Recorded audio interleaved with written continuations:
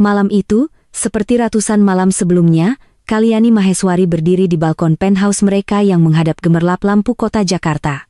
Udara terasa hangat, namun jemarinya yang memegang gelas berisi air mineral terasa dingin. Di bawah sana, kehidupan terus berdenyut, sibuk dan tak peduli. Sama seperti suaminya, Raditi Nugraha yang kini sedang menjadi pusat perhatian di pesta amal yang mereka selenggarakan di ballroom Hotel Bintang L di seberang jalan. Dari ketinggian ini, Kalyani bisa melihat siluet para tamu yang berlalu lalang di lobi megah itu. Semuanya tampak sempurna. Sebuah lukisan kehidupan kelas atas yang menjadi impian banyak orang, kehidupan yang ironisnya ia rancang sendiri bata demi bata. Mereka adalah pasangan idaman Raditya dengan wajah tampan dan senyum karismatik yang bisa meluluhkan dewan direksi paling keras kepala sekalipun. Dia adalah wajah dari Nugraha Corp, sebuah imperium bisnis yang merambah dari properti hingga teknologi. Para jurnalis majalah bisnis menjulukinya sebagai Midas dari Sudirman, pria yang semua sentuhannya berubah menjadi emas. Sementara Kalyani, istrinya lebih sering memilih berada di balik tirai. Publik mengenalnya sebagai sosialita anggun, istri yang suportif dan pelengkap sempurna bagi citra Raditya. Hanya segelintir orang yang tahu kebenarannya. Hanya lingkaran dalam mereka yang paham bahwa otak di balik setiap akuisisi brilian, setiap strategi investasi yang melipat gandakan kekayaan mereka adalah wanita pendiam yang kini menatap kosong ke arah kota. Raditya adalah panggung dan Kiani adalah sutradaranya. Ia tidak pernah menginginkan sorotan. Baginya, kepuasan terbesar adalah melihat angka-angka di laporan keuangan berubah menjadi hijau pekat, melihat diagram pertumbuhan yang menanjak tajam dan merancang cetak biru ekspansi perusahaan yang rumit. Dia menikmati permainan catur bisnis itu, menggerakkan pion, kuda, dan menteri di papan raksasa korporasi. Dia membiarkan Raditya menjadi raja, wajah yang menerima semua pujian dan tepuk tangan. Awalnya itu adalah pembagian peran yang membahagiakan. Raditya pandai berbicara, pandai memikat orang. Kalyani pandai berpikir, pandai menciptakan peluang. Mereka adalah tim yang tak terkalahkan. Namun dalam 6 bulan terakhir, sebuah nada sumbang mulai terdengar dalam orkestra sempurna mereka. Awalnya samar, seperti desis pelan yang bisa dengan mudah diabaikan. Raditya mulai sering pulang larut, alasannya selalu sama. Rapat mendadak, makan malam dengan klien penting, atau urusan genting di luar kota. Kalian yang memegang jadwal suaminya lebih baik daripada asisten pribadinya sendiri, tahu ada beberapa jadwal yang tidak sinkron. Rapat yang Radia sebutkan, ternyata tidak pernah ada dalam agenda perusahaan. Klien yang ia temui ternyata sedang berada di benua lain. Tapi Kalyani diam. Ia mencoba percaya, mencoba menyingkirkan benih curiga yang mulai tumbuh di hatinya. Lalu keanehan itu menjadi semakin nyata. Ponsel Raditya yang dulu sering tergeletak begitu saja di meja kini menjadi perpanjangan tangannya. Selalu dalam genggamannya atau terbalik di atas meja, layarnya menghadap ke bawah. Suatu sore, Kalyani tidak sengaja mengangkat ponsel itu yang berdering di sampingnya, mengira itu miliknya. Reaksi Raditya di luar dugaan. Ia setengah berlari dari ruang kerja, merebut ponsel itu dari tangan Kalyani dengan wajah pias dan sorot mata yang tajam. "Jangan sentuh ponselku," desisnya. Sebelum berjalan menjauh untuk menerima telepon itu di balkon, Kalyani terpaku. Itu bukan Raditya yang ia kenal. Raditya yang dulu akan tertawa dan berkata, "Tolong angkat, sayang, mungkin dari ibu." Benih curiga itu kini telah bertunas. Akarnya mulai mencengkeram hatinya. Sebagai seorang analis andal, Kalyani tidak bisa mengabaikan data dan data-data kecil mulai bermunculan membentuk sebuah pola yang mengerikan. Aroma parfum asing yang menempel di kemeja Raditya saat ia pulang. Bukan parfum mahal dan berkelas seperti yang biasa dipakai kolega bisnis mereka, melainkan aroma manis yang lebih ringan, lebih muda. Lalu ada laporan kartu kredit. Kalyanilah yang selalu memeriksa semua pengeluaran mereka. Ia menemukan beberapa transaksi janggal. Sebuah butik perhiasan di Plaza Indonesia membeli kalung berlian seharga ratusan juta, padahal hari ulang tahun Kalyani masih lama. Beberapa kali makan malam di restoran romantis yang terpencil di sudut kota. Pada tanggal-tanggal yang Raditya klaim sedang sibuk bekerja lembur sendirian di kantor, setiap anomali itu seperti tusukan jarum kecil di hatinya. Ia mencoba mencari penjelasan logis, mungkin hadiah untuk ibunya, tapi ia baru saja bertemu ibu mertuanya minggu lalu dan tidak melihat kalung baru. Mungkin untuk klien, tapi memberikan hadiah semahal itu tanpa sepengetahuannya sangat tidak biasa. Logika dan intuisi Kalyani berperang di dalam benaknya. Pikirannya yang terbiasa menganalisis data pasar saham yang kompleks kini dipaksa untuk menganalisis keretakan rumah tangganya sendiri. Ia merasa seperti sedang melihat grafik saham yang akan segera anjlok, melihat semua pertanda buruk, namun separuh hatinya menolak untuk menjual. Malam ini, di tengah kemegahan pesta yang ia atur, perasaan itu mencapai puncaknya. Ia memutuskan turun dari penthouse, bergabung dengan keramaian, bukan untuk bersosialisasi, tetapi untuk mengamati. Ia mengenakan gaun sutra berwarna zamrud, riasannya sempurna, senyumnya terpasang dengan anggun, ia adalah topeng ketenangan. Saat ia masuk ke dalam boro, semua mata tertuju padanya diikuti bisikan kagum. Ia menyapa beberapa kenalan, bertukar basa-basi sambil matanya terus mencari Raditya. Ia menemukan suaminya di dekat panggung, sedang tertawa bersama beberapa pejabat, tampan, percaya diri, memesona. Siapapun yang melihatnya akan berpikir pria itu tidak punya masalah sedikit pun di dunia ini. Tapi Kalyani melihatnya. Ia melihat ketegangan tipis di sudut bibir Raditya saat tertawa. Ia melihat bagaimana matanya sesekali melesat ke arah pintu masuk, seolah sedang menunggu seseorang. Dan yang paling penting, ia melihat asisten pribadi Raditya Dodi yang tampak gelisah. Dodi sesekali memeriksa ponselnya lalu melirik ke arah Raditya dengan cemas. Itu adalah perilaku yang tidak biasa bagi seorang asisten yang efisien seperti Dodi. Kalian mendekat ke arah bar, memesan segelas air lagi. Dari posisinya, ia bisa mengamati Dodi tanpa terlihat mencolok. Tak lama kemudian, Dodi menerima sebuah pesan. Wajahnya langsung menegang. Ia bergegas menghampiri Raditya. Membisikkan sesuatu, Kiani melihat senyum Raditya memudar sejenak, digantikan oleh ekspresi jengkel. Raditya mengangguk singkat, lalu Dodi segera berjalan cepat keluar dari ballroom. Didorong oleh intuisi yang tak bisa ia lawan. Kalyani meletakkan gelasnya dan mengikuti. Ia menjaga jarak, bersembunyi di balik pilar-pilar besar di lobi hotel. Ia melihat Dodi menghampiri seorang wanita muda yang baru saja turun dari taksi. Wanita itu sangat cantik dengan rambut panjang tergerai dan gaun merah menyala yang memeluk tubuhnya. Jauh lebih muda dari Kalyani dan memancarkan aura percaya diri yang sedikit angkuh. Dodi memberikan sebuah amplop tebal kepada wanita itu yang langsung disambarnya tanpa mengucapkan terima kasih. Dia tidak bisa menemu malam ini. Terlalu banyak orang penting, kata Dodi dengan suara pelan namun tegas. Wanita itu tertawa sinis. Orang penting. Aku adalah orang yang paling penting. Katakan pada Raditya, jika dia tidak menemuiku dalam 10 menit, aku akan masuk ke dalam dan membuat pestanya ini jauh lebih menarik. Jantung Kalyani serasa berhenti berdetak. Suara wanita itu, nama suaminya disebut dengan begitu akrab dan ancaman yang begitu jelas. Semuanya mengonfirmasi ketakutan terburuknya. Dodi tampak panik. Jangan Valencia, tolong jangan lakukan itu. Ini acara penting untuk citra perusahaan. Citra Valencia tertawa lagi, lebih keras. Aku tidak peduli dengan Citra. Aku peduli dengan apa yang dia janjikan. Sekarang minggir. Wanita bernama Valencia itu mendorong Dodi dan mulai berjalan menuju ballroom. Pada saat itulah tatapan matanya bertemu dengan mata Kalyani yang berdiri membeku di balik pilar. Hanya sekilas, tapi cukup. Valencia tersenyum miring.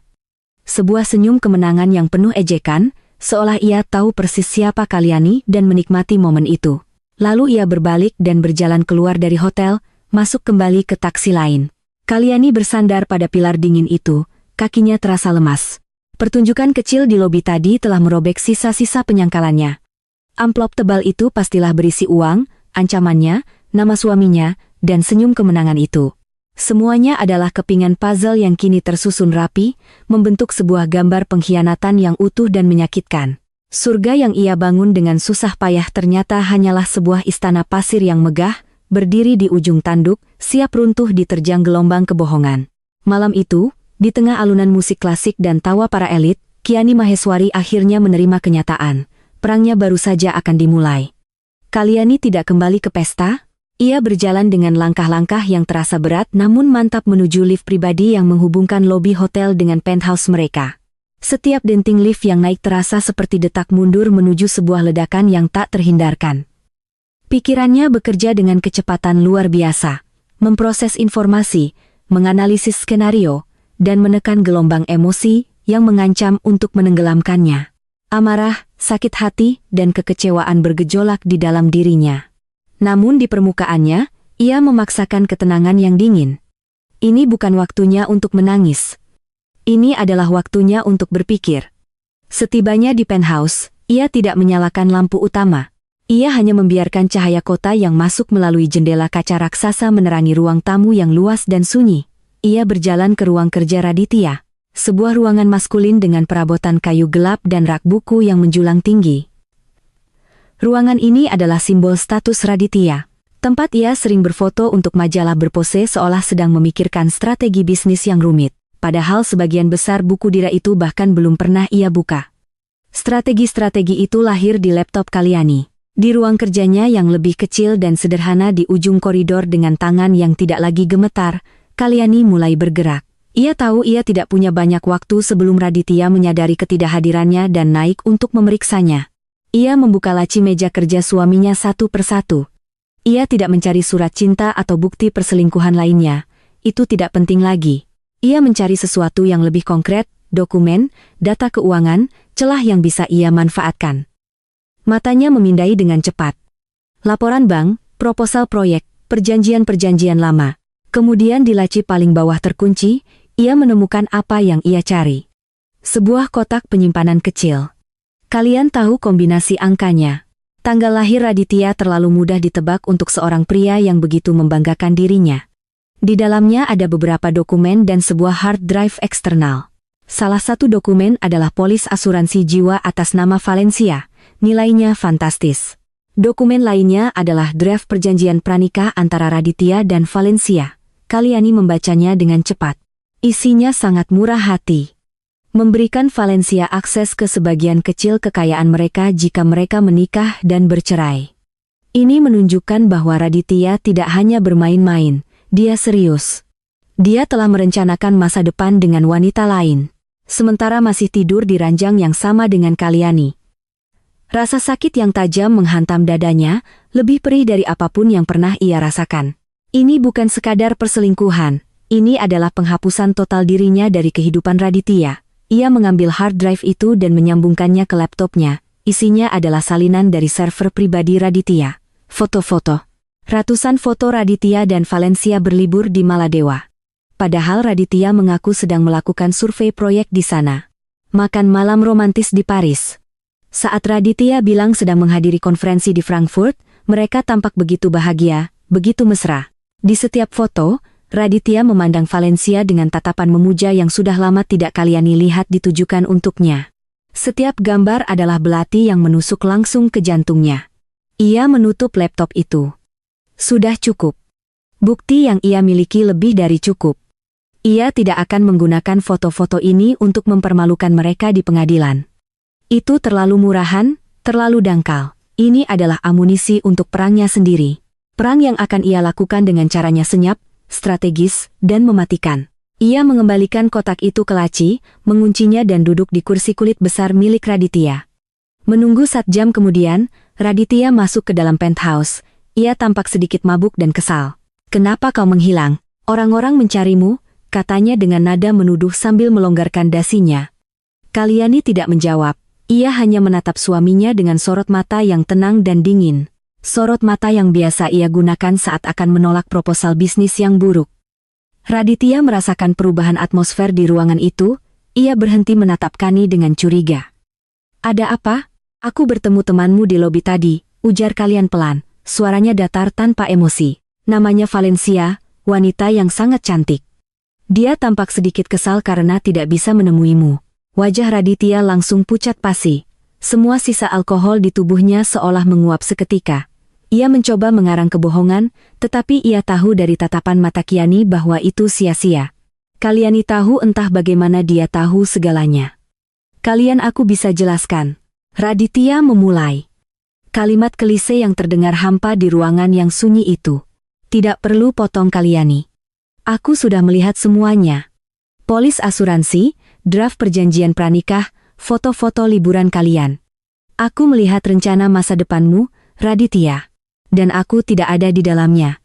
Raditya terperangah. Dia tidak menyangka Kalyani akan bergerak sejauh ini. Membongkar rahasianya dengan begitu tuntas. Untuk sesaat ia tampak panik, namun kepanikan itu dengan cepat digantikan oleh sesuatu yang lain, sesuatu yang lebih dingin dan kejam. Ia sepertinya menyadari bahwa permainannya telah berakhir dan topengnya tidak lagi berguna.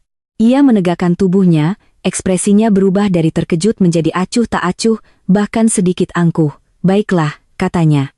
Suaranya terdengar berbeda tanpa kehangatan yang biasa ia palsukan. "Karena kau sudah tahu, jadi tidak ada gunanya lagi berpura-pura. Ya, aku mencintai Valencia, aku akan menikahinya." Jika Kalyani mengharapkan permintaan maaf, penyesalan, atau setidaknya sedikit rasa bersalah, ia salah besar. Yang ia dapatkan adalah konfirmasi dingin yang menusuk langsung ke sisa-sisa hatinya. "Bagaimana dengan kita?" bisik kalian. Satu-satunya pertanyaan yang masih mengandung kerapuhan, 20 tahun Raditya.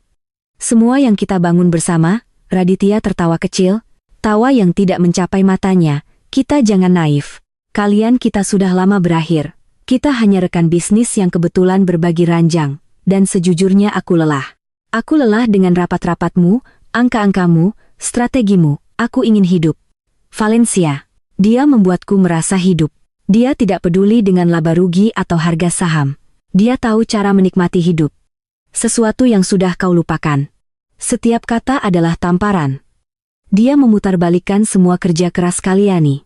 Semua pengorbanannya menjadi sesuatu yang membosankan dan tidak menarik. Pria yang berdiri di hadapannya bukanlah pria yang ia nikahi 20 tahun lalu.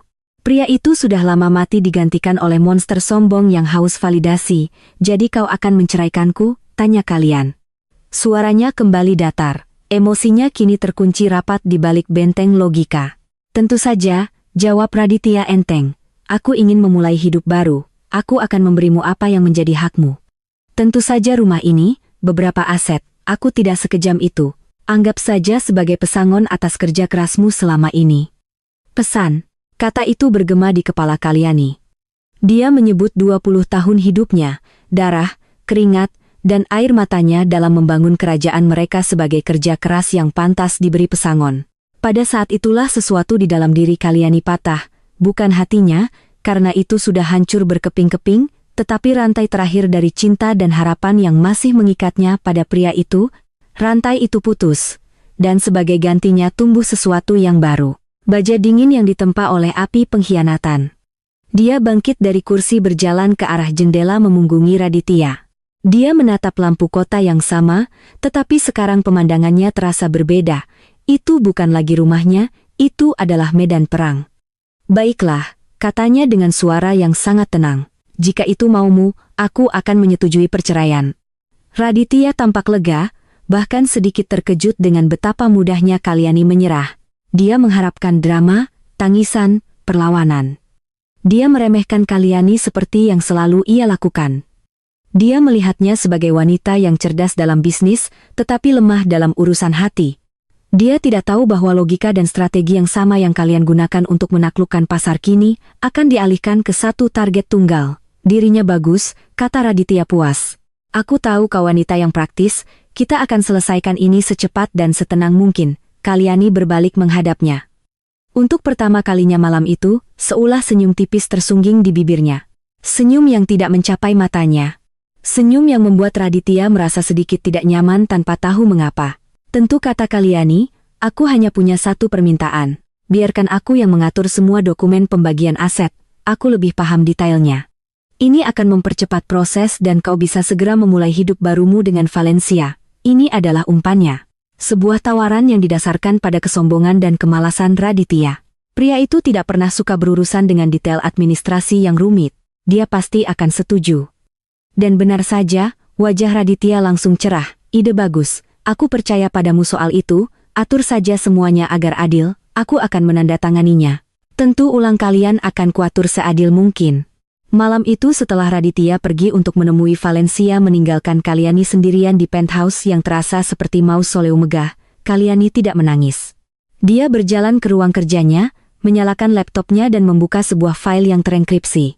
File itu berisi cetak biru lengkap dari seluruh struktur keuangan Nugraha Corp. Setiap aset, setiap utang, setiap celah hukum, setiap entitas perusahaan cangkang yang ia ciptakan selama bertahun-tahun untuk efisiensi pajak. Dia menatap layar. Jemarinya melayang di atas keyboard. Air mata mungkin tidak jatuh dari matanya, tetapi hatinya meratapi kematian pernikahannya. Namun, kesedihan itu kini menjadi bahan bakar. Raditya telah memilih. Dia memilih untuk menghancurkan dunia mereka. Sekarang Kalyani juga akan membuat pilihan. Dia tidak akan hanya bertahan hidup. Dia tidak akan hanya mengambil pesangon. Dia akan mengambil kembali semua yang menjadi miliknya. Dia akan membongkar kerajaan yang telah ia bangun keping demi keping sampai pria yang telah mengkhianatinya itu tidak punya apa-apa lagi selain puing-puing kesombongannya.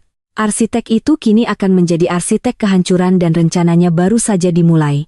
Pagi datang tanpa kehangatan. Sinar matahari yang menerobos masuk ke dalam penthouse terasa tajam dan dingin, menyoroti debu-debu halus yang tak terlihat di malam hari. Kalyani tidak tidur semalaman. Matanya merah dan bengkak, bukan karena tangisan semata, melainkan karena berjam-jam menatap layar laptop, menelusuri baris demi baris data, dan menyusun kerangka awal dari sebuah rencana yang mengerikan. Namun, saat ia mendengar suara kunci pintu depan, ia segera mematikan laptopnya, mengusap wajahnya, dan membiarkan ekspresi kehancuran total mengambil alih. Ini adalah panggungnya, dan ia harus memainkan perannya dengan sempurna. Raditya masuk dengan ragu-ragu, membawa sebuah koper kosong. Dia jelas tidak menyangka akan menemukan Kalyani sudah terbangun. Duduk di sofa dengan tatapan kosong, masih mengenakan gaun dari semalam yang kini tampak kusut dan kusam. Pemandangan itu menusuk sisa-sisa nuraninya. Dia melihat wanita yang hancur, korban dari keegoisannya. Perasaan bersalah yang sesaat itu membuatnya ingin menyelesaikan semuanya dengan cepat. Kalian sapanya pelan. Aku hanya ingin mengambil beberapa barang.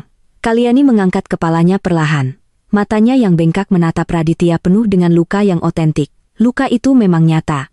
Ia hanya memilih untuk tidak tenggelam di dalamnya. Ambil saja semuanya. Raditya, ini semua milikmu sekarang. Bisiknya, suaranya serak dan pecah. Raditya merasa canggung. Ini lebih sulit dari yang ia bayangkan. Jangan begitu. Aku sudah bilang kita akan membaginya dengan adil. Aku bukan monster. Oh, kau lebih buruk dari monster, pikir kalian dalam hati. Monster setidaknya jujur dengan sifat buasnya. Kau membungkus kekejamanmu dengan senyum dan kata-kata manis, di luar. Ia hanya mengangguk lemah. Aku tidak tahu harus bagaimana. Semua ini terlalu cepat. Melihat kerapuhan Kalyani, sisi superior Raditya mengambil alih. Dia merasa menjadi pria yang berkuasa dan murah hati. Tenang saja, aku akan mengurusmu. Kau tidak akan kekurangan apun. Aku akan pastikan pengacaraku menyiapkan perjanjian yang sangat baik untukmu. Tidak perlu. Sahut Kalyan cepat. Jangan libatkan orang asing, ini masalah kita. Ia berhenti sejenak, seolah mengumpulkan kekuatan. Seperti yang aku bilang semalam, biar aku yang menyusun draft pembagiannya. Aku yang paling tahu aset kita. Aku hanya ingin ini cepat selesai. Aku tidak sanggup berlarut-larut. Ini adalah penegasan kembali dari umpannya semalam. Kini diperkuat dengan penampilan seorang wanita yang putus asa. Raditya langsung setuju.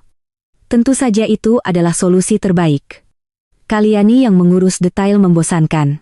Sementara dia fokus pada masa depannya yang cerah bersama Valencia, itu sempurna. Baiklah jika itu maumu, katanya dengan nada lega. Lakukan apa yang menurutmu terbaik. Aku percaya padamu. Sebuah kebohongan. Dia tidak percaya pada Kalyani, dia percaya pada kelemahannya. Dia percaya wanita yang patah hati tidak akan mampu berpikir jernih. Itu adalah kesalahan perhitungan terbesarnya. Setelah Raditya pergi dengan kopernya, topeng kerapuhan itu luntur dari wajah Kalyani. Ekspresinya mengeras. Ia mandi, berganti pakaian dengan setelan kerja yang tajam, dan menyeduh kopi paling pekat yang ia punya. Tidak ada lagi waktu untuk bersedih. Waktu untuk bertindak telah tiba. Panggilan telepon pertamanya adalah kepada Wisnu Subroto, seorang pengacara tua yang telah menangani urusan hukumnya jauh sebelum nama Raditya Nugraha dikenal orang. Wisnu bukan hanya pengacara, dia adalah mentor dan teman lama almarhum ayahnya. Dia adalah salah satu dari sedikit orang yang tahu bahwa Kalyani adalah arsitek sesungguhnya. Halo, Paman Wisnu. Sapa kalian? Suaranya kini tenang dan terkendali. Kalian ada apa? Tumben sekali. Jawab suara hangat di seberang sana. Paman, aku butuh bantuanmu. Raditya dan aku akan bercerai. Hening sejenak. Wisnu tidak terkejut. Dia sudah melihat gelagat Raditya selama bertahun-tahun. Aku turut prihatin, nak. Apa yang bisa Paman bantu? Saya tidak butuh simpati, Paman. Saya butuh ahli strategi. Saya ingin merestrukturisasi total semua aset pribadi dan bisnis yang berada di bawah kendali saya. Saya ingin membangun sebuah benteng yang baru atas nama saya sendiri, terpisah dari semua yang berhubungan dengan Nugraha Corp. Wisnu langsung mengerti, Kalyani tidak menggunakan kata balas dendam atau menghancurkan. Dia menggunakan bahasa korporat restrukturisasi benteng baru. Wisnu paham kode itu. Ini bukan tentang perceraian biasa. Ini tentang reklamasi sebuah kerajaan. Paman mengerti, kata Wisnu. Nadanya berubah serius. Kapan dan di mana kita bisa bertemu? Bawa semua yang kau punya. Pertemuan itu diadakan Nu.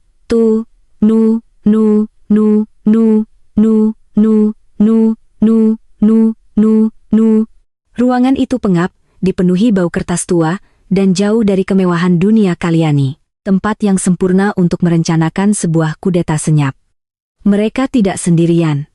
Kalyani juga membawa Rina Hartono, seorang akuntan forensik brilian yang direkrutnya 10 tahun lalu. Rina adalah seorang jenius angka yang loyalitasnya hanya untuk kalian orang yang memberinya kesempatan saat tidak ada yang mau. Selama 4 jam berikutnya, di bawah cahaya lampu neon yang redup, Kalyani memaparkan rencananya. Dia membentangkan laporan keuangan, struktur perusahaan, dan akta-akta kepemilikan di atas meja besar yang berdebu. Ini adalah peta kerajaan Nugraha Corp. Kalyani memulai menunjuk sebuah diagram rumit yang ia gambar di papan tulis. Di permukaan Raditya memegang 60% saham di perusahaan induk.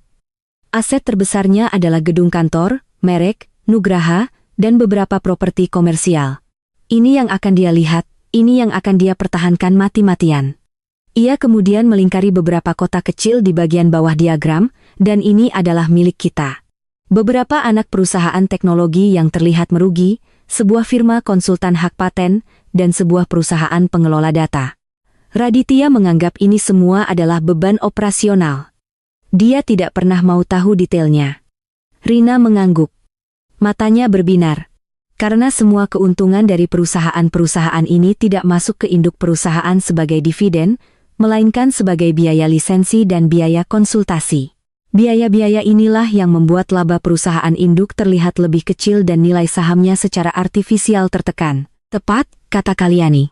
Dan yang lebih penting, semua kontrak klien terbesar kita, semua hak paten atas perangkat lunak yang menjadi tulang punggung operasional, dan semua data riset pasar secara hukum terikat pada anak-anak perusahaan ini, bukan pada Nugraha Corp. Wisnu tersenyum tipis, sebuah jaring pengaman yang cerdas. Kau sudah mempersiapkan ini sejak lama.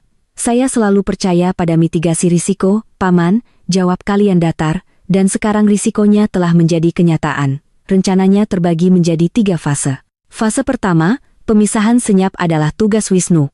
Wisnu akan mendirikan sebuah perusahaan induk baru yang sepenuhnya milik Kalyani. Namanya Maharani Ventura, sebuah nama yang mengandung ironi. Maharani, Sang Ratu Ventura, sebuah petualangan baru.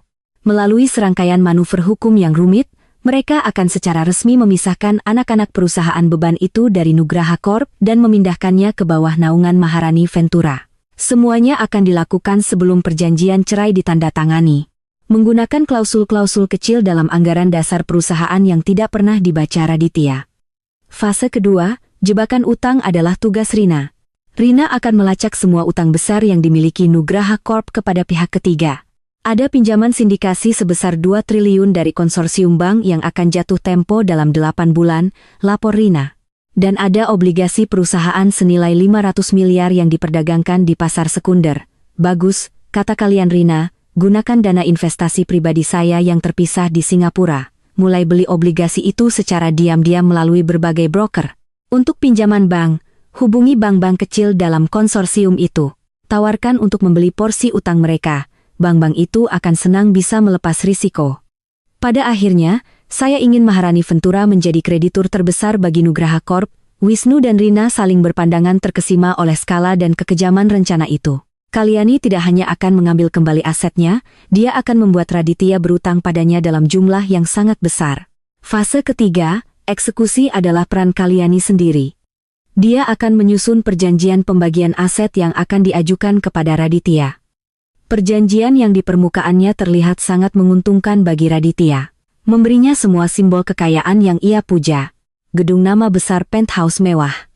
Sementara Kalyani akan mengambil sisa-sisanya, yaitu anak-anak perusahaan yang sudah dipisahkan dan beberapa aset lain yang terlihat tidak berharga.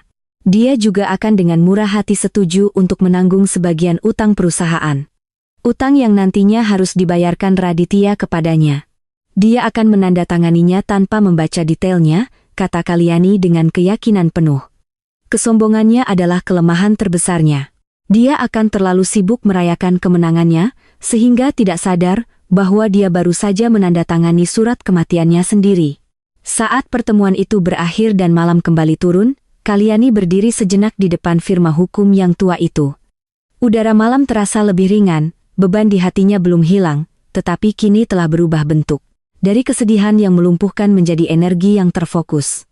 Topeng kerapuhan akan tetap ia kenakan di hadapan dunia dan Raditya. Namun di dalam kegelapan, dalam keheningan ruang rapat dan panggilan telepon rahasia, sang arsitek sedang bekerja merancang sebuah kehancuran yang begitu elegan dan begitu total, sehingga korbannya bahkan tidak akan tahu apa yang menimpanya sampai semuanya terlambat. 2 minggu kemudian mereka duduk di sebuah ruang konferensi yang dingin dan steril di firma hukum yang mewakili Raditya. Suasananya tegang. Di satu sisi meja, Raditya duduk dengan angkuh didampingi oleh pengacaranya. Seorang pria parlente bernama Hotman yang lebih mirip selebriti daripada praktisi hukum. Di sisi lain, Kalyani duduk dengan tenang, hanya ditemani oleh Wisnu Subroto yang tampak sederhana dengan kacamata bacanya.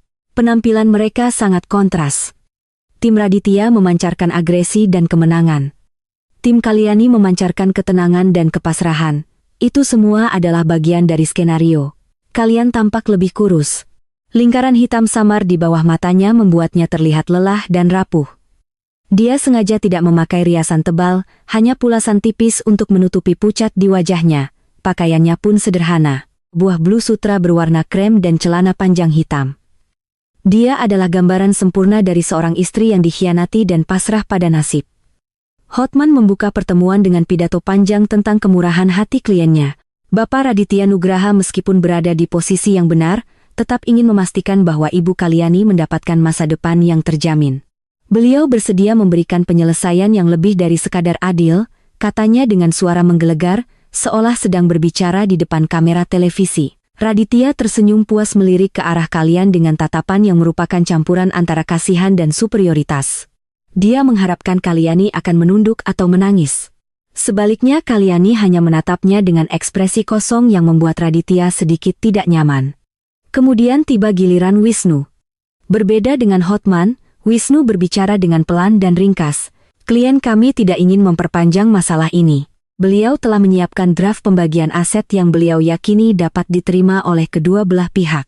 Tujuannya hanya satu, agar proses ini bisa selesai dengan cepat dan damai. Wisnu kemudian menyodorkan beberapa bundel dokumen tebal ke seberang meja. Hotman mengambilnya dengan sedikit meremehkan, seolah mengharapkan sebuah proposal yang penuh tuntutan emosional. Dia mulai membacanya.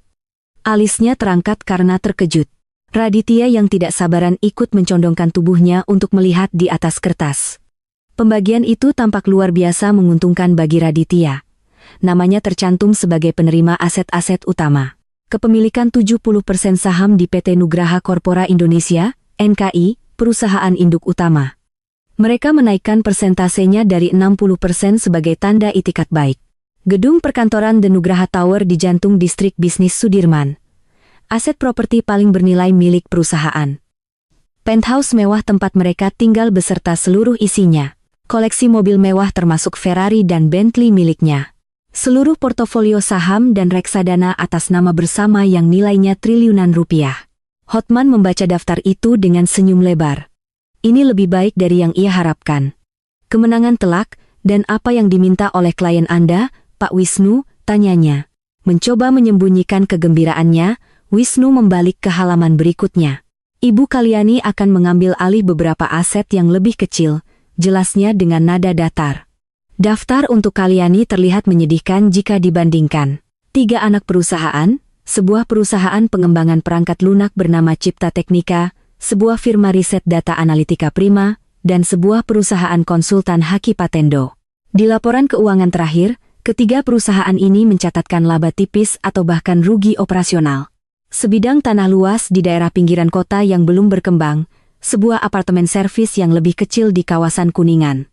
Sebagai bagian dari penyelesaian, Ibu Kalyani juga bersedia mengambil alih tanggung jawab atas beberapa pinjaman jangka panjang perusahaan untuk meringankan beban NKI di masa transisi. Raditya hampir tertawa. Perusahaan-perusahaan kecil itu adalah beban yang selalu ia keluhkan. Tanah di pinggiran itu proyek gagal yang ia beli karena termakan bujukan seorang teman dan mengambil alih utang. Itu adalah puncak kebodohan. Menurutnya, dia merasa seperti baru saja memenangkan lotre. Hotman dengan cepat memeriksa lampiran-lampiran, memastikan tidak ada jebakan yang jelas. Semuanya tampak sesuai dengan laporan keuangan resmi. Dia tidak tahu bahwa laporan keuangan itu sendiri adalah sebuah ilusi yang dirancang dengan cermat. Dia tidak tahu bahwa nilai cipta teknika bukan pada labanya, tetapi pada lisensi eksklusif perangkat lunak manajemen yang digunakan oleh seluruh divisi NKI. Dia tidak tahu bahwa Analitika Prima memegang semua data konsumen dan algoritma prediksi pasar yang menjadi dasar setiap keputusan bisnis NKI. Dan dia sama sekali tidak tahu bahwa pinjaman yang diambil alih oleh Kalyani adalah pinjaman yang kreditur barunya adalah Maharani Ventura, perusahaan rahasia milik Kalyani. Ini sangat murah hati, kata Hotman. Menatap Wisnu dengan curiga, seolah mencari udang di balik batu. Klien, kami hanya ingin memulai hidup baru dengan tenang, jawab Wisnu sederhana. Raditya yang kesombongannya kini melambung tinggi, menepuk pundak pengacaranya. Sudah kubilang dia wanita yang praktis, dia tahu di mana posisinya. Ia kemudian menatap Kani, nadanya melunak, dipenuhi rasa kasihan yang dibuat-buat. Terima kasih, Kalyani. Aku menghargai ini. Aku janji kau akan baik-baik saja. Kalian hanya mengangguk, tidak sanggup berkata-kata. Bukan karena sedih, tetapi karena ia harus menahan keinginan untuk tersenyum. Kalau begitu, jika semua pihak setuju, kita bisa menandatanganinya sekarang, kata Hotman bersemangat sambil menyodorkan pulpen mewahnya kepada Raditya. Raditya menandatangani setiap halaman dengan goresan yang mantap dan percaya diri. Setiap tanda tangan terasa seperti sebuah langkah menuju kebebasannya, menuju pelukan Valencia dan kehidupan baru yang gemerlap. Dia tidak membaca puluhan halaman lampiran yang berisi detail klausul teknis, baginya itu hanya formalitas. Dia hanya melihat daftar aset di halaman pertama. Kemudian giliran kalian tangannya sedikit gemetar saat menerima pulpen itu, gemetar yang nyata tetapi karena alasan yang berbeda. Ini adalah momen penentuan. Momen di mana ranjau yang ia tanam secara resmi diaktifkan. Dengan satu tarikan napas panjang, ia membubuhkan tanda tangannya di samping nama Raditya. Tinta biru itu mengering di atas kertas, menyegel nasib pria yang pernah menjadi pusat dunianya. Saat dokumen terakhir ditandatangani, Raditya berdiri dan mengulurkan tangannya kepada Kiani. Semoga kau bahagia, katanya. Sebuah kalimat kosong yang diucapkan karena kebiasaan. Kalyani menatap tangan itu sejenak, lalu berdiri dan menjabatnya. Jabat tangannya singkat dan dingin. Kau juga, Raditya. Matanya bertemu dengan mata suaminya, mantan suaminya. Untuk terakhir kalinya di ruangan itu, dalam sorot matanya tidak ada lagi cinta atau benci. Hanya ada kekosongan yang dingin seperti keheningan sebelum badai. Malam itu, Kalyani tidak kembali ke penthouse yang sudah bukan miliknya. Ia menuju apartemen barunya di Kuningan. Tempat itu lebih kecil, tetapi setiap sudutnya adalah miliknya sendiri. Tidak ada kenangan, tidak ada hantu masa lalu. Ia menuang segelas anggur bukan untuk merayakan, tetapi untuk menandai sebuah titik. Titik akhir dari kehidupan lamanya dan titik awal dari perangnya. Ponselnya berdering. Nama Rina muncul di layar. Sudah selesai? Tanya Rina. Sudah, jawab kalian. Aku sudah memeriksa dokumen pengalihan utang dari Bank ke Maharani Ventura sudah efektif per hari ini. Selamat kalian secara teknis, Nugraha Corpora Indonesia sekarang berutang R triliun kepadamu. Kalyani menutup telepon berjalan ke jendela. Dari sana ia bisa melihat The Nugraha Tower yang menjulang angku bersinar terang di tengah kegelapan malam. Raditya mungkin sedang merayakan kemenangannya di puncak gedung itu sekarang, merasa seperti raja dunia. Dia tidak tahu bahwa fondasi Menara Gadingnya baru saja retak. Dia tidak tahu bahwa pemilik sebenarnya dari utang yang menopang kerajaannya adalah wanita yang baru saja ia buang. Kalyani mengangkat gelasnya ke arah menara itu. Selamat menikmati kemenanganmu, Raditya, bisiknya pada malam yang sunyi. Karena itu tidak akan bertahan lama. Ranjau pertama telah ditanam dan dipersenjatai. Sekarang ia hanya perlu menunggu waktu yang tepat untuk memicunya. Sebulan setelah perceraian mereka diresmikan, Jakarta menjadi saksi dari apa yang oleh media gosip disebut sebagai pernikahan dekade ini. Raditya Nugraha menikahi Valencia dalam sebuah perayaan yang begitu megah dan boros. Seolah-olah tujuannya bukan hanya untuk merayakan cinta, tetapi untuk menampar dunia dengan pertunjukan kekayaannya. Pernikahan itu diadakan di sebuah hotel mewah di Bali dengan seluruh sayap hotel disewa khusus untuk para tamu undangan yang diterbangkan dari berbagai penjuru negeri. Valencia adalah ratu di hari itu. Gaun pengantinnya yang dirancang oleh desainer ternama asal Paris bertabur ribuan kristal Swarovski dan menelan biaya yang setara dengan harga sebuah apartemen mewah. Bunga-bunga yang menghiasi broom didatangkan langsung dari Belanda. Orkestra simfoni dari Australia mengiringi setiap momen sakral mereka. Raditya tidak menahan diri. Setiap keinginan Valencia, sekecil dan semahal apapun ia penuhi tanpa ragu. Ia melihat ini sebagai investasi citra di dunia yang ia tinggali. Penampilan adalah segalanya. Ia harus menunjukkan kepada semua orang dan mungkin kepada dirinya sendiri bahwa ia lebih baik, lebih bahagia, dan lebih sukses tanpa Kalyani. Di tengah kerumunan tamu yang terdiri dari para pejabat, pengusaha, dan selebriti, Raditya merasa seperti berada di puncak dunia. Ia menggenggam tangan Valenia, istri barunya yang muda dan cantik yang memandangnya dengan tatapan memuja. Setiap jabat tangan ucapan selamat, setiap kilatan lampu kamera memompa egonya semakin besar. Dia adalah sang raja dan ini adalah pesta penobatannya. Sesekali bayangan Kalyani melintas di benaknya. Ia membayangkan mantan istrinya itu sedang duduk sendirian di apartemennya yang kecil. Melihat berita pernikahan ini di televisi dan menangis. Ada sedikit rasa kasihan tetapi lebih banyak rasa puas. Dia merasa telah memenangkan segalanya. Sementara Raditya menenggelamkan diri dalam euforia sampanye dan tepuk tangan. Di Jakarta, di sebuah gedung kantor yang tidak mencolok di kawasan bisnis yang lebih tenang, Kalyani Maheswari sedang memimpin perangnya sendiri. Tidak ada gaun mewah atau kilatan kamera, ruangannya minimalis, didominasi oleh layar-layar besar yang menampilkan data dan grafik. Kopinya hitam dan pekat dan suasana di ruangan itu dipenuhi konsentrasi yang tajam. Hari pernikahan Raditya bukanlah hari bergabung baginya, itu adalah hari eksekusi.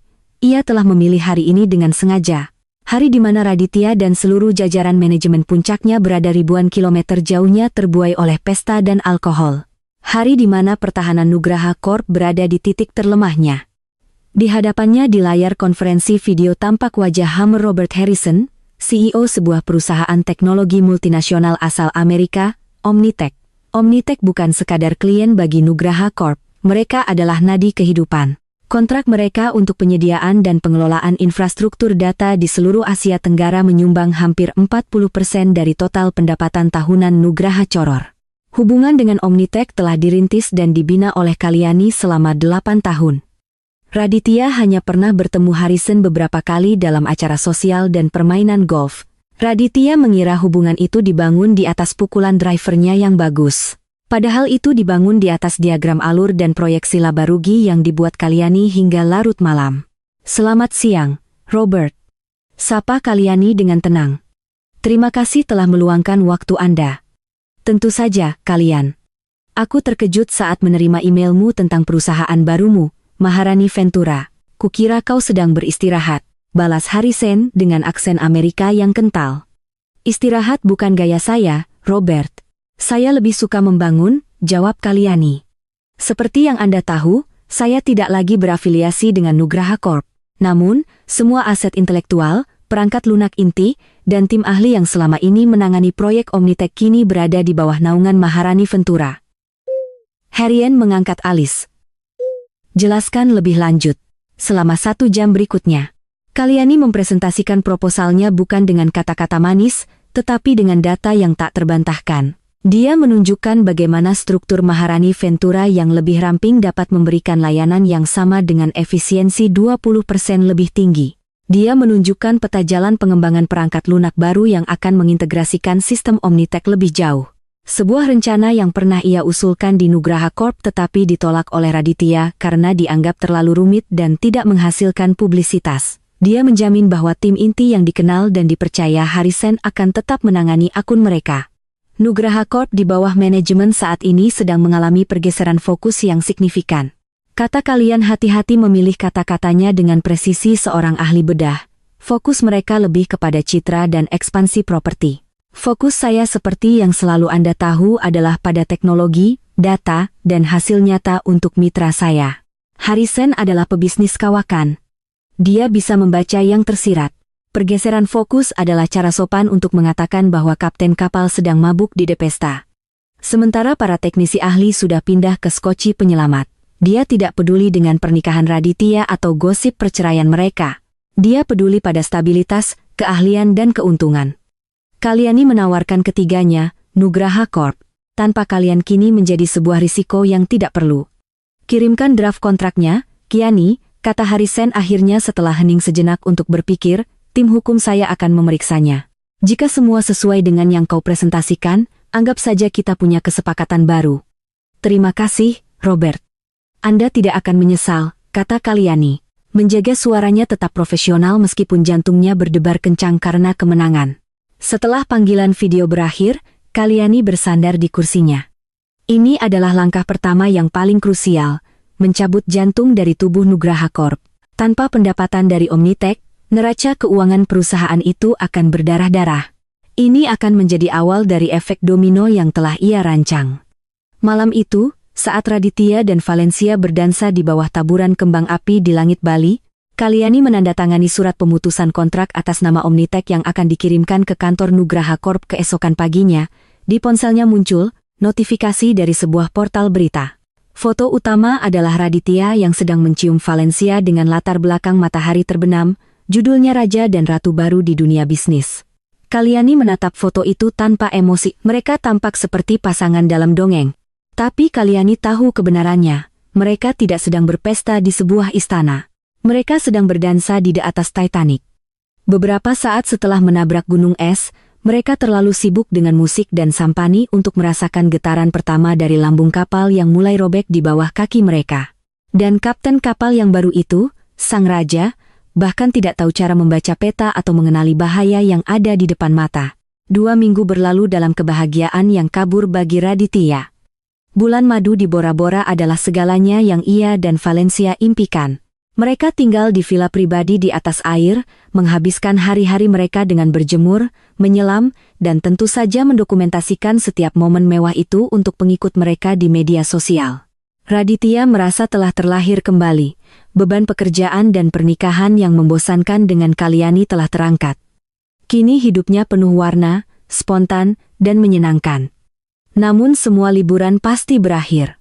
Saat jet pribadi mereka mendarat kembali di Jakarta dan ia melangkah masuk ke lobi Nugraha Tower, perasaan menjadi raja dunia itu kembali dengan kekuatan penuh. Karyawan menyapanya dengan hormat. Dewan direksi menyambutnya kembali dengan senyuman. Semuanya tampak normal. Dia berjalan ke kantornya yang megah di lantai paling atas. Sebuah ruangan dengan pemandangan 360 derajat ke seluruh kota. Valencia langsung sibuk mendiskusikan renovasi ruangan di sebelah kantor Raditya untuk dijadikan ruang santai pribadinya. Di tengah kesibukan itu, sekretarisnya masuk dengan wajah sedikit tegang. Pak Tirtayasa memohon untuk bertemu, katanya sangat mendesak.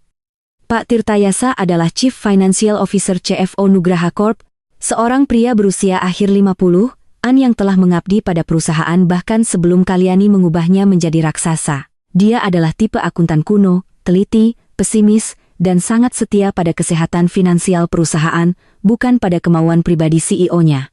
Suruh dia masuk, kata Raditya sedikit jengkel, karena diskusinya tentang warna marmer untuk lantai Valencia terganggu. Pak Tirtayasa masuk membawa sebuah map tebal. Wajahnya muram. Selamat datang kembali, Pak. Maaf mengganggu, tapi ada masalah serius. Masalah apa lagi, Tirta? Jangan bilang soal biaya pernikahan. Sudah kubilang itu untuk promosi. Sahut Raditya enteng sambil menyandarkan kakinya di atas meja. Bukan itu, Pak. Ini lebih buruk, kata Pak Tirtayasa sambil meletakkan sepucuk surat resmi di atas meja di depan Raditya. Omnitech, mereka memutuskan kontrak kita efektif pertanggal 1 bulan depan. Seketika kaki Raditya turun dari meja. Senyum di wajahnya lenyap. Apa? Tidak mungkin. Harrison adalah temanku. Pasti ada salah paham. Tidak ada salah paham, Pak. Surat ini sangat jelas. Mereka juga sudah mengirimkan tembusan ke tim hukum kita. Semua proyek akan dialihkan ke vendor baru. Raditya menyambar surat itu. Matanya memindai isinya dengan cepat. Kata-kata seperti pemutusan kontrak, alasan strategis, dan vendor baru melompat dari halaman. Kepalanya terasa pusing. Ini bukan masalah kecil. Ini adalah bencana. Siapa vendor barunya? Siapa yang berani merebut klien kita? Tuntut Raditya. Suaranya naik beberapa oktav, Pak Tirtayasa menelan ludah. Menurut informasi dari tim operasional kami yang berkomunikasi dengan pihak Omnitech, vendor barunya adalah sebuah perusahaan bernama Maharani Ventura. Raditya mengerutkan kening. Nama itu terdengar asing. Maharani Ventura. Perusahaan mana itu? Aku tidak pernah mendengarnya. Itulah masalahnya, Pak. Lanjut, Pak Tirtayasa pelan. Setelah kami telusuri akta pendiriannya, pemilik tunggal Maharani Ventura adalah Ibu Kalyani Maheswari. Dunia Raditya seakan berhenti berputar selama beberapa detik. Nama Kalyani disebut dalam konteks ini terasa sangat tidak masuk akal. Kalyani yang patah hati, Kalyani yang pasrah, Kalyani yang ia anggap sedang meratapi nasib di apartemen kecilnya. Rasanya seperti lelucon. Tidak, desis Raditya. Lebih kepada dirinya sendiri. Ini pasti kesalahan. Dia tidak mungkin. Data mereka tidak salah, Pak, sela Tirtayasa. Dan ada lagi alasan yang diberikan Omnitech untuk pemutusan kontrak adalah karena vendor baru ini memiliki hak kepemilikan eksklusif atas platform perangkat lunak Nexus yang selama ini kita gunakan untuk mengelola data mereka.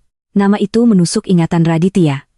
Itu adalah salah satu proyek membosankan kalian beberapa tahun lalu yang dikembangkan oleh tim di Cipta Teknika. Dia tidak pernah peduli detailnya. Nexus itu milik kita, itu dikembangkan di perusahaan ini, bantah Raditya dengan marah. Secara teknis, iya, tapi secara hukum tidak. Koreksi Pak Tirtayasa dengan sabar. Perangkat lunak itu dikembangkan dan dipatenkan atas nama PT Cipta Teknika. Dan dalam perjanjian perceraian yang Bapak tanda tangani, kepemilikan penuh atas Cipta Teknika telah diserahkan kepada Ibu Kalyani. Saat itulah, Raditya merasakan gelombang dingin pertama dari sebuah kengerian yang tak terpahami. Dia mulai mengingat kembali dokumen perceraian itu. Daftar aset untuk Kalyani yang ia anggap sebagai sampah. 3 perusahaan kecil yang merugi, sebidang tanah tak berguna, dan beberapa utang. Dia telah menandatanganinya tanpa berpikir, dibutakan oleh keserakahan untuk mendapatkan aset-aset fisik yang megah. Dia tidak pernah menyadari bahwa dia telah menyerahkan mesin dari mobil balapnya dan hanya menyimpan bodinya yang mengkilap. Egonya lah yang pertama kali bereaksi. Ini sabotase, dia tidak bisa melakukan ini. Aku akan menuntutnya, teriaknya. Wajahnya memerah karena amarah. Pak Tirtayasa hanya menatapnya dengan tenang. Tidak ada dasar hukum untuk menuntut, Pak. Semuanya sah.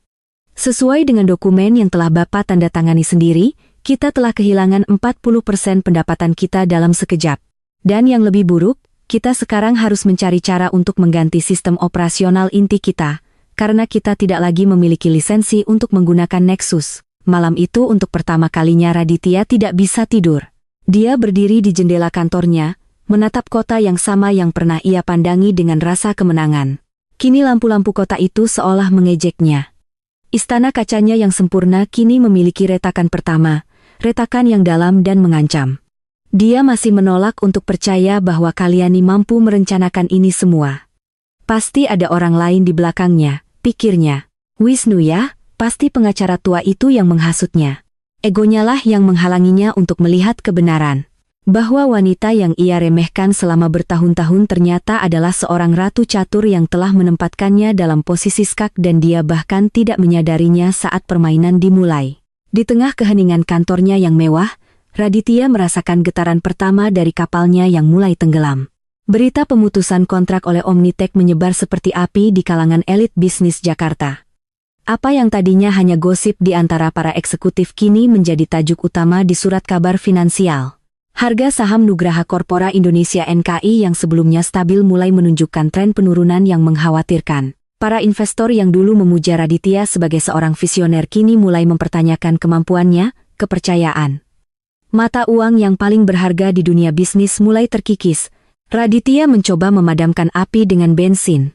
Dia mengadakan konferensi pers dadakan, menampilkan senyum percaya dirinya yang khas dan mengumumkan bahwa kepergian Omnitek adalah bagian dari strategi peremajaan portofolio klien perusahaan. Dia berjanji bahwa klien yang lebih besar dan lebih baik akan segera datang menggantikan. Namun kata-katanya terdengar hampa, tidak ada substansi, tidak ada rencana konkret. Para jurnalis yang cerdas melihatnya dengan jelas. Sang raja sedang berbicara, tetapi dia tidak mengenakan pakaian kebesarannya lagi. Di dalam perusahaan, situasinya jauh lebih buruk. Tanpa perangkat lunak Nexus milik Cipta Teknika, efisiensi operasional anjlok, divisi yang berbeda tidak dapat lagi berbagi data dengan lancar. Laporan menjadi tidak akurat, tenggat waktu terlewatkan dan produktivitas karyawan menurun drastis. NKI yang tadinya adalah sebuah mesin yang diminyaki dengan baik, kini berderit dan terseok-seok seperti mesin tua yang akan rusak. Pak Tirtayasa, sang menyajikan kenyataan pahit itu di atas meja Raditya. Kita punya dua pilihan, Pak, katanya dengan suara lelah. Opsi pertama, kita bangun sistem baru dari nol.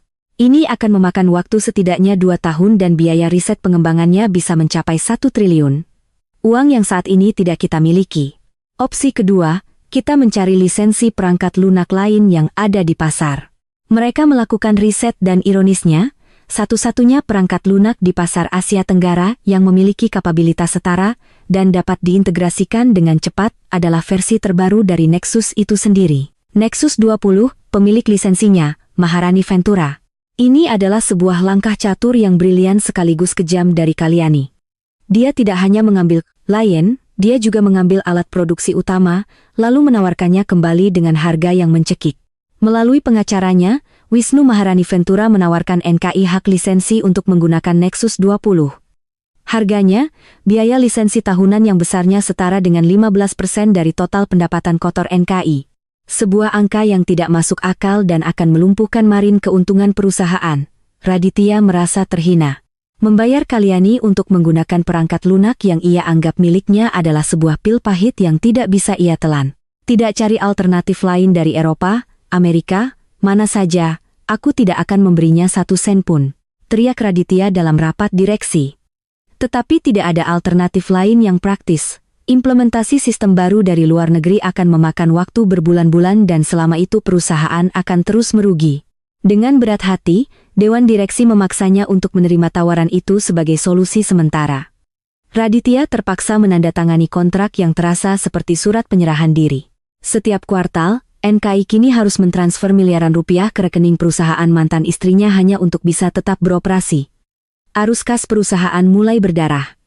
Pendapatan dari Omnitek hilang, digantikan oleh biaya lisensi yang sangat besar kepada Maharani Ventura. Keuntungan menipis hingga mendekati nol. Untuk pertama kalinya dalam sejarah perusahaan, NKI terancam mengalami kerugian. Pemasok mulai menelepon, menanyakan tagihan yang lewat jatuh tempo. Beberapa kontraktor proyek properti mengancam akan menghentikan pekerjaan. Raditya terpaksa melakukan hal yang tak terpikirkan sebelumnya. Dia mulai menjual sebagian dari portofolio saham yang ia menangkan dalam perceraian. Awalnya hanya sebagian kecil untuk menutupi biaya operasional bulan itu, lalu lebih banyak lagi di bulan berikutnya untuk membayar gaji karyawan. Dia menjual aset-aset produktifnya hanya untuk mempertahankan gaya hidup dan fasad kesuksesan yang mulai retak. Tekanan finansial ini merembet masuk ke dalam istana pribadinya. Penthouse mewah yang kini terasa lebih seperti sangkar emas. Valencia yang menikahi seorang miliarder tanpa batas tidak memiliki konsep tentang kesulitan keuangan. Baginya uang adalah sesuatu yang selalu ada seperti udara. Dia tidak mengerti mengapa Raditya menjadi begitu murung dan mudah tersinggung. Suatu sore, pertengkaran besar pertama mereka meledak. Valencia pulang dengan gembira membawa brosur sebuah mobil sport edisi terbatas. Sayang, lihat warnanya cocok sekali denganku, kan? Aku sudah memesannya. Mereka akan mengirimkannya minggu depan, celotehnya Raditya, yang baru saja selesai rapat menegangkan tentang cara membayar utang. Pemasok menatap brosur itu dengan nanar. Harga mobil itu bisa digunakan untuk membayar gaji 100 karyawannya selama sebulan. Batalkan, katanya dengan suara datar. Valencia terkejut. Apa? Kenapa kau tidak suka warnanya? Kita tidak bisa membelinya sekarang. Valencia, kita harus berhemat, jawab Raditya. Mencoba sabar. Tawa Valencia terdengar mengejek. Berhemat, Raditya Nugraha berhemat. Lelucon macam apa ini? Sejak kapan kau jadi pelit begini? Ini bukan soal pelit. Ini soal kondisi perusahaan yang sedang sulit. Balas Raditya, suaranya mulai meninggi. Aku tidak mau tahu soal perusahaanmu, jerit Valencia. Wajah cantiknya berubah masam. Aku menikahimu bukan untuk mendengar keluhan soal uang. Aku menikah dengan seorang raja, bukan akuntan yang pusing. Kalau kau tidak bisa membelikanku mobil, itu artinya kau sudah tidak mencintaiku lagi. Raditya terpanah. Logika absurd Valencia membuatnya sadar akan sebuah kebenaran yang mengerikan. Cinta wanita ini ternyata memiliki label harga. Kemitraan yang ia harapkan ternyata hanyalah sebuah transaksi. Valencia adalah aset mewah lainnya yang ia miliki, dan aset ini menuntut biaya perawatan yang sangat tinggi. Terlepas dari kondisi keuangannya, pertengkaran itu menjadi pola. Valencia terus menuntut gaya hidup yang sama, sementara Raditya semakin terdesak. Setiap penolakannya dibalas dengan tuduhan bahwa ia telah berubah, bahwa ia tidak lagi peduli. Kehidupan baru yang ia dambakan yang penuh tawa dan kesenangan kini dipenuhi oleh tuntutan materialistis dan pertengkaran yang melelahkan. Malam itu, setelah pertengkaran hebat lainnya tentang rencana Valencia untuk merenovasi total penthouse mereka, Raditya memilih untuk tidak pulang. Dia mengendarai mobilnya tanpa tujuan sebelum akhirnya berhenti di area parkir bawah tanah The Nugraha Tower. Dia mematikan mesin, dan keheningan di dalam mobil terasa memekakan. Dia menatap gedung perkantoran yang menjulang di atasnya. Dulu gedung itu adalah simbol kekuasaannya. Sekarang rasanya seperti sebuah monumen mahal yang menguras semua sumber dayanya. Dia terjebak dalam kebohongannya sendiri tentang kesuksesan. Terjebak dalam pernikahan dangkal yang ia pilih. Dan yang paling menakutkan, ia terjebak dalam jaring tak terlihat yang ditenun oleh Kalyani. Dia memukul setir mobilnya dengan frustrasi. Ilusi kekayaan yang ia banggakan kini terkikis hari demi hari, memperlihatkan kenyataan pahit di baliknya. Dia tidak lagi merasa seperti seorang raja. Dia merasa seperti seorang penipu yang menunggu waktu hingga semua orang mengetahui bahwa kerajaannya sebenarnya kosong. Bulan-bulan berikutnya adalah spiral penurunan yang lambat dan menyakitkan. Raditya berjuang mati-matian untuk menjaga kapalnya agar tidak tenggelam. Dia menjual lebih banyak saham, menggadaikan beberapa properti pribadi, dan mengambil pinjaman jangka pendek dengan bunga tinggi hanya untuk menambah lubang-lubang di arus kas perusahaannya. Setiap hari adalah pertempuran, dan dia merasa semakin lelah. Namun di tengah keputusasaan itu, secercah harapan muncul, sebuah ide yang ia yakini akan menjadi penyelamatnya. Dia masih memiliki satu aset raksasa yang belum tersentuh, The Nugraha Tower. Gedung itu sendiri adalah sebuah ikon dengan nilai pasar yang sangat tinggi. Rencananya sederhana. Ia akan menggunakan gedung itu sebagai jaminan untuk mendapatkan satu pinjaman restrukturisasi yang sangat besar dari konsorsium bank baru. Pinjaman itu akan cukup untuk melunasi semua utang kecil yang berbunga tinggi, menyuntikkan modal kerja baru ke perusahaan, dan memberinya ruang bernapas untuk membangun kembali bisnisnya. Selama beberapa minggu, Raditya mencurahkan seluruh energinya untuk rencana ini. Dia menyiapkan proposal setebal ratusan halaman, lengkap dengan proyeksi keuangan yang terlalu optimis. Untuk sesaat, percikan dari dirinya yang dulu kembali. Dia merasa percaya diri, kuat, dan memegang kendali. Ini adalah pertaruhan terakhirnya dan dia yakin akan menang. Dia bahkan berhasil meyakinkan beberapa bank untuk masuk ke tahap negosiasi akhir. Pada hari yang ditentukan untuk bertemu dengan para bankir, Raditya mengenakan setelan terbaiknya. Dia merasa ini adalah hari titik baliknya. Saat ia sedang merapikan dasinya di depan cermin di kantornya, sekretarisnya masuk dengan wajah pias, membawa sebuah amplop berlogo sebuah firma hukum terkemuka yang tidak ia kenal. Ini baru saja diantar oleh kurir, Pak. Tulisannya sangat mendesak dan rahasia, kata sekretaris itu dengan suara gemetar. Raditya membukanya dengan tidak sabar. Di dalamnya ada beberapa lembar dokumen hukum yang padat. Matanya langsung tertuju pada kalimat pembuka. Pemberitahuan peringatan dan percepatan pelunasan utang, jantungnya serasa mencelos. Surat itu adalah pemberitahuan resmi yang menyatakan bahwa PT Nugraha Corpora Indonesia telah melanggar perjanjian kredit, khususnya klausul yang mengharuskan perusahaan menjaga rasio laba terhadap utang di tingkat tertentu. Akibat pelanggaran ini, seluruh sisa pinjaman sindikasi sebesar R2 triliun beserta bunga berjalannya dinyatakan jatuh tempo dan harus dilunasi seketika. Napas Raditya tercekat. 2 triliun dibayar sekarang, itu mustahil. Dia melihat nama firma hukum yang mengirim surat itu, lalu mencari tahu siapa kreditur yang mereka wakili. Dengan tangan gemetar, dia menelepon Hotman, pengacaranya, aku baru saja menerima surat peringatan. Pinjaman sindikasi kita diminta lunas sekarang juga, cari tahu siapa di balik ini. Kita harus bernegosiasi. Perintahnya dengan panik. 1 jam kemudian, Hotman menelepon kembali. Suaranya terdengar aneh. Seolah kalah bahkan sebelum berperang. Raditya ini buruk, sangat buruk. Apa maksudmu? Siapa mereka? Desak Raditya. Ini bukan bank lagi. Selama 6 bulan terakhir kepemilikan utang itu telah berpindah tangan di pasar sekunder. Porsi demi porsi telah dibeli oleh satu entitas. Jelas Hotman. Pemegang mayoritas mutlak dari utangmu adalah sebuah perusahaan investasi swasta bernama Maharani Ventura, hening. Di ujung telepon, Raditya tidak bisa berkata apa-apa. Suara di sekitarnya seakan menghilang. Hanya ada satu nama yang berputar-putar di kepalanya, menghantamnya dengan kekuatan sebuah godam. Maharani Ventura Kalyani. Pada saat itu, seluruh kepingan puzzle yang mengerikan itu jatuh ke tempatnya. Ini bukan nasib buruk, ini bukan ketidakberuntungan, ini bukan sabotase acak. Ini adalah sebuah rencana yang dieksekusi dengan presisi tanpa ampun sejak hari pertama. Aset-aset sampah yang dia ambil, klien yang pergi, perangkat lunak yang hilang, dan sekarang utang yang menjerat lehernya. Semuanya adalah bagian dari arsitektur kehancuran yang sama. Dia telah menari mengikuti irama yang dimainkan Kalyani tanpa pernah menyadarinya. Pertemuannya dengan bankir dibatalkan. Tidak ada bank yang mau memberikan pinjaman kepada perusahaan yang baru saja ditagih utang 2 triliun, tidak ada jalan keluar. Dia mencoba menjual The Nugraha Tower dalam kepanikan, tetapi tidak ada yang mau membeli aset sengketa dengan cepat. Dalam waktu kurang dari seminggu, Maharani Ventura secara resmi mengajukan gugatan pilit terhadap PT Nugraha Corpora Indonesia. Prosesnya berjalan cepat dan brutal. Pengadilan mengabulkan permohonan itu, dan seorang kurator ditunjuk untuk mengambil alih dan melikuidasi semua aset perusahaan untuk membayar utang kepada kreditur yang utamanya adalah Kalyani. Hari kehancuran itu tiba, kurator dan timnya datang ke The Nugraha Tower. Raditya yang bukan lagi CEO hanya bisa menonton saat mereka menyegel ruangannya. Dia diperintahkan untuk mengemasi barang-barang pribadinya ke dalam sebuah kotak kardus kecil. Saat dia berjalan keluar dari kantornya untuk terakhir kali melewati tatapan kasihan dan cemoh dari para karyawannya, rasa malunya begitu besar hingga terasa seperti beban fisik. Tapi penghinaan itu belum berakhir.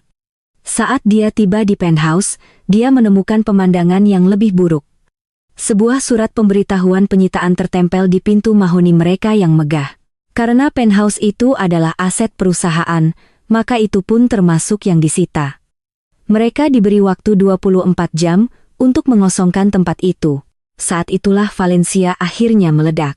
Semua kepura-puraan dan senyum manisnya lenyap, digantikan oleh amarah yang buas. "Kau pembohong," teriaknya sambil melemparkan sebuah vas kristal ke dinding. "Kau bilang kau seorang raja, ternyata kau hanya seorang pecundang. Kau menghancurkan hidupku. Valencia, tenanglah, kita akan melalui ini." Raditya mencoba menenangkan. "Kita tidak ada kita," jeritnya. "Aku tidak akan hidup di jalanan dengan seorang gagal sepertimu." Malam itu, di tengah tumpukan koper-koper mewah yang mereka kemas dengan tergesa-gesa, Raditya berdiri di trotoar di depan lobi gedung apartemennya yang dulu megah. Valencia sudah pergi jam sebelumnya, dijemput oleh sebuah mobil sedan hitam entah milik siapa. Setelah mengucapkan kata-kata terakhir yang penuh racun, Raditya kini benar-benar sendirian, hanya ditemani beberapa koper dan sisa-sisa harga dirinya yang hancur. Dia menatap ke atas, ke menara yang pernah menjadi simbol kejayaannya. Gedung itu masih berdiri tegak, tetapi namanya terasa seperti sebuah ejekan. Tembok terakhir dari kerajaannya, dari hidupnya telah runtuh. Dia tidak hanya kehilangan uangnya, dia telah kehilangan segalanya. Dan di tengah puing-puing itu, dia akhirnya melihat dengan jelas wajah arsitek di balik kehancurannya. Wajah tenang, cerdas, dan tanpa ampun dari wanita yang pernah ia sebut istri. Kejatuhan Raditya Nugraha dari puncak menara kesuksesan bukan seperti longsor yang dahsyat, melainkan seperti tenggelam perlahan ke dalam lumpur hisap. Setelah malam diusir dari penthouse, kenyataan menghantamnya dengan brutal. Nama besar yang dulu membuka semua pintu kini menjadi sebuah stigma. Teman-teman yang dulu berebut mentraktirnya makan malam kini tidak menjawab teleponnya. Rekening bank perusahaannya dibekukan, dan rekening pribadinya, yang tersisa hanya berisi dana darurat yang ia sisihkan. Jumlah yang dulu ia habiskan untuk sekali makan malam kini harus ia gunakan untuk bertahan hidup selama mungkin. Dia menyewa sebuah kamar di Hotel Melati di daerah Jakarta Pusat, sebuah tempat yang pengap dan berisik dengan dinding-dinding tipis. Kontrasnya dengan penthouse-nya yang sunyi dan megah begitu menyakitkan hingga terasa seperti siksaan fisik. Setiap pagi ia terbangun karena suara klakson dari jalanan, bukan karena sinar matahari yang lembut. Tidak ada lagi sarapan yang disajikan oleh asisten rumah tangga. Hanya kopi instan dan roti tawar yang ia beli dari warung sebelah. Hari-hari pertamanya dihabiskan dalam kabut penyangkalan. Dia menelepon pengacaranya Hotman berulang kali menanyakan apakah ada celah banding atau keajaiban hukum yang bisa membatalkan kebangkrutan ini. Jawabannya selalu sama, tidak ada. Semuanya dilakukan dengan sempurna secara hukum. Dokumen yang ia tanda tangani sendiri telah menjadi peti matinya. Saat uangnya mulai menipis, kepanikan mulai muncul. Dia mencoba mencari pekerjaan. Tetapi apa yang bisa ia lakukan? Seluruh karirnya dibangun di atas karisma dan nama besar yang kini telah hancur. Dia tidak memiliki keahlian teknis seperti Kalyani. Dia adalah seorang penjual dan produk yang ia jual dirinya sendiri kini tidak laku lagi. Beberapa perusahaan kecil menawarinya posisi sales junior dengan komisi, sebuah penghinaan yang tidak bisa ia terima. Di tengah keputusasaan itu, ada satu jangkar yang coba ia raih, Valencia. Setelah pertengkaran hebat mereka, Valencia menghilang begitu saja. Raditya dalam bagian kecil otaknya yang masih naif, percaya bahwa kemarahan Valencia hanyalah reaksi sesaat. Dia percaya bahwa cinta mereka yang begitu penuh gairah akan cukup kuat untuk melewati badai ini.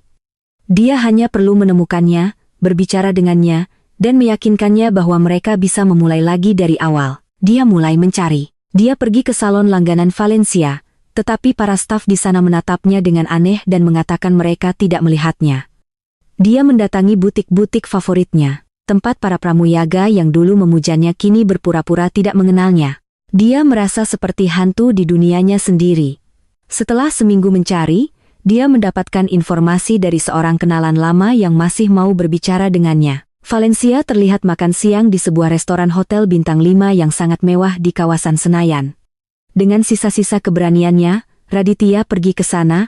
Dia mengenakan kemeja terbaiknya yang tersisa, yang sudah sedikit kusut karena tidak ada lagi layanan laundry profesional. Saat ia melangkah masuk ke dalam restoran yang berkarpet tebal dan berdinding kaca itu, ia langsung merasa tidak pada tempatnya. Para tamu menatapnya dengan curiga. Dia bukan lagi bagian dari dunia ini. Dan di sanalah Valencia duduk di dekat jendela dengan pemandangan taman yang indah. Dia tampak lebih memukau dari sebelumnya, mengenakan gaun berwarna biru safir yang harganya mungkin lebih mahal dari sisa uang di rekening Raditya. Dia sedang tertawa. Tawa renyah yang dulu selalu ditujukan untuknya, tetapi sekarang tawa itu ditujukan untuk pria yang duduk di hadapannya. Seorang pengusaha tambang parubaya yang terkenal kaya raya. Hati Raditya terasa seperti diremas. Dia berjalan menghampiri meja mereka, mengabaikan tatapan tajam dari mana restoran. Valencia, panggilnya, suaranya terdengar serak. Valencia berhenti tertawa. Matanya melebar karena terkejut, lalu dengan cepat berubah menjadi dingin dan jengkel. Pria di hadapannya menatap Raditya dari atas ke bawah dengan tatapan merendahkan. "Raditya, sedang apa kau di?" tanya Valencia. Sama sekali tidak ramah. Seolah-olah Raditya adalah pengganggu, bukan pria yang baru beberapa minggu lalu ia sebut sebagai suaminya. Aku mencarimu," kata Raditya terbata-bata. "Aku ingin bicara." Valencia tertawa sinis. "Bicara? Bicara tentang apa? Tentang bagaimana kau sekarang menjadi gelandangan? Aku tidak tertarik." "Valencia, tolong mohon Raditya." Rasa malunya sudah hilang digantikan oleh keputusasaan murni. "Aku tahu aku telah membuat kesalahan, tapi apa yang kita miliki itu nyata, kan? Kau mencintaiku, kan?" Inilah pertanyaan terakhir dari seorang pria yang tenggelam yang masih berharap ada seutas tali untuk dipegang. Tapi Valencia tidak melemparkan tali. Dia melemparkan sebuah batu. Dia menatap Raditya dengan tatapan yang merupakan campuran antara kasihan dan jijik. "Mencintaimu." Dia mengucapkan kata itu seolah-olah itu adalah bahasa asing. "Raditya, jangan bodoh. Aku mencintai Raditya Nugraha sang miliarder. Aku mencintai penthouse di Sudirman, liburan di Eropa, dan akses tanpa batas ke butik Chanel. Aku tidak mencintai Raditya si bangkrut yang memakai kemeja kusut." Pria di seberang meja tertawa kecil jelas menikmati drama itu. Kau adalah tiket emas, Raditya. Lanjut Valencia. Suaranya tajam seperti pecahan kaca. Tiket menuju kehidupan yang aku inginkan. Tapi tiketmu sudah kedaluarsa. Jadi tentu saja aku turun dan mencari kereta lain yang lebih mewah. Apa kau pikir aku akan menemanimu tinggal di hotel kecoa dan makan nasi bungkus? Aku tidak sebodoh itu. Setiap kata adalah sayatan. Semua kenangan indah mereka, tawa, ciuman, janji-janji kini terlihat sebagai sebuah kebohongan besar. Dia tidak pernah dicintai. Dia hanya digunakan. Dia mengorbankan segalanya, pernikahannya, kerajaannya, kehormatannya bukan untuk cinta sejati, melainkan untuk sebuah ilusi yang ia bayar dengan sangat mahal. Jadi semua itu hanya sandiwara, bisiknya suaranya nyaris tak terdengar. Anggap saja sebuah investasi, jawab Valenia dingin. Dan investasiku padamu ternyata buruk sekarang. Jika kau tidak keberatan, pergilah, kau membuat pemandangan jadi tidak enak. Dia berbalik, kembali tertawa dan berbincang dengan teman kencan barunya. Seolah Raditi tidak pernah ada di sana. Raditya mundur perlahan. Dia berjalan keluar dari restoran itu. Melewati tatapan para tamu, yang kini penuh dengan cemoohan, dia tidak merasakan amarah lagi. Yang ada hanyalah kehampaan yang luar biasa. Dia telah kehilangan segalanya dan sekarang dia bahkan kehilangan kebohongan yang ia gunakan untuk membenarkan semua tindakannya. Dia sendirian di tengah reruntuhan hidupnya. Disadarkan oleh kenyataan bahwa bidadari yang ia puja ternyata memiliki wajah yang paling buruk dari semuanya. Wajah ketamakan yang dingin dan tanpa ampun. 6 bulan berlalu, musim telah berganti. Dan begitu pula lanskap dunia bisnis Jakarta. Nama Raditya Nugraha telah memudar dari ingatan publik menjadi sekadar cerita peringatan yang dibisikkan di antara para pialang saham. Sebaliknya, sebuah nama baru kini bersinar terang. Kalyani Maheswari, majalah bisnis internasional Global Fortune menampilkan wajahnya di sampul depan edisi terbaru mereka. Fotonya sederhana namun kuat. Dia tidak mengenakan perhiasan yang mencolok atau gaun malam. Dia mengenakan blue putih bersih dan blazer berwarna gelap dengan rambut yang diikat rapi. Matanya menatap lurus ke kamera, memancarkan kecerdasan, ketenangan, dan kekuatan yang tak terbantahkan. Judul di bawah fotonya tertulis dalam huruf tebal sang arsitek kebangkitan kembali Kalyani Maheswari dan Imperium Teknologi Maharani Ventura. Artikel di dalamnya tidak membahas perceraiannya atau kejatuhan Raditya. Itu adalah sebuah studi kasus bisnis yang brilian. Artikel itu memuji visi kalian dalam mengidentifikasi dan mengamankan aset-aset inti berbasis teknologi.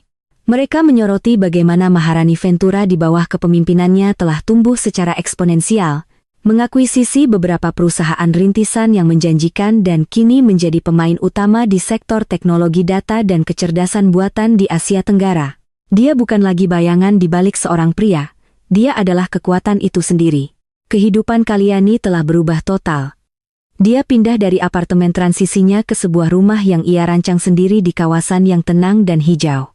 Rumah itu modern, lapang, dan penuh cahaya, tetapi tidak berlebihan. Kantor pusat Maharani Ventura juga mencerminkan filosofi barunya.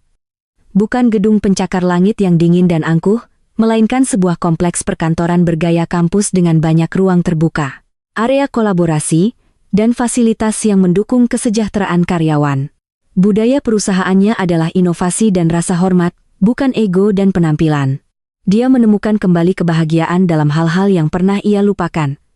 Dia mulai melukis lagi hobi masa kecilnya.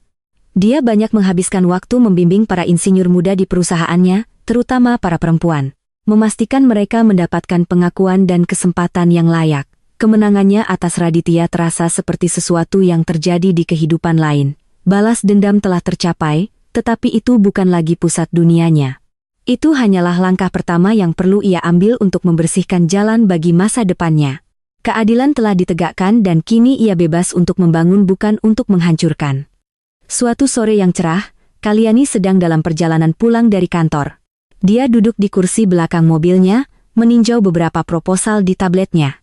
Mobil berhenti di persimpangan lampu merah yang ramai di salah satu jalan utama kota. Di luar, kehidupan berjalan seperti biasa.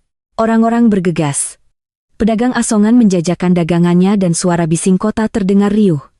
Kalyani mengangkat pandangannya dari tablet sejenak, menatap keluar jendela, dan saat itulah dia melihatnya. Di seberang jalan berdiri di antara kerumunan orang yang menunggu angkutan umum adalah Raditya. dia sangat berbeda dari pria yang Kalyani ingat. Setelan mahalnya telah berganti dengan kemeja lengan pendek yang sedikit pudar dan celana bahan yang warnanya kusam. Rambutnya yang dulu selalu tertata rapi kini tampak lebih tipis dan sedikit berantakan. Wajahnya yang dulu memancarkan kepercayaan diri kini terlihat lelah dengan garis-garis kerutan yang tidak ada di sana sebelumnya. Dia memegang sebuah tas kerja usang dan matanya menatap kosong ke arah jalanan. Dia tampak seperti pria biasa lainnya yang tak terlihat yang ditelan oleh kerasnya kehidupan kota. Untuk sesaat, waktu seakan berhenti, mata mereka bertemu. Raditya jelas mengenalinya di dalam mobil mewah itu. Ekspresinya berubah dengan cepat. Pertama, keterkejutan. Lalu rasa malu yang mendalam diikuti oleh kilatan pemahaman yang menyakitkan. Seolah-olah dalam satu detik itu, dia akhirnya mengerti skala penuh dari apa yang telah hilang darinya.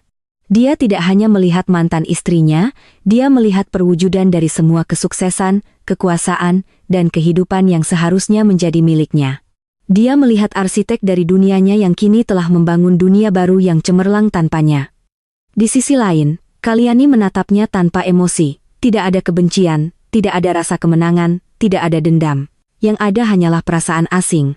Seolah melihat seseorang dari masa lalu yang sangat jauh, pria yang berdiri di seberang jalan itu tidak lagi memiliki kuasa atas hatinya, dia hanyalah sebuah kenangan. Sebuah pelajaran mahal yang telah ia pelajari. Lampu lalu lintas berubah menjadi hijau. Sopir Kalyani menginjak pedal gas dan mobil itu meluncur maju dengan mulus. Meninggalkan persimpangan itu di belakang. Kalyani tidak menoleh ke belakang. Dia mengalihkan pandangannya kembali ke tablet di tangannya ke masa depan yang sedang ia rancang. Di trotoar, Raditya tetap berdiri membeku. Bahkan ketika orang-orang di sekitarnya mulai bergerak, dia terus menatap ke arah mobil yang semakin menjauh itu hingga hilang dari pandangan. Asap knalpot yang ditinggalkan mobil itu terasa seperti metafora dari hidupnya. Dia ditinggalkan dalam kepulan asap masa lalu. Sementara Kalyani melaju kencang menuju fajar yang baru. Fajar yang ia ciptakan sendiri untuk dirinya sendiri. Sang ratu telah merebut kembali tahtanya bukan dengan mewarisinya, tetapi dengan membangunnya dari nol di atas puing-puing pengkhianatan, dan kerajaannya kali ini akan bertahan selamanya.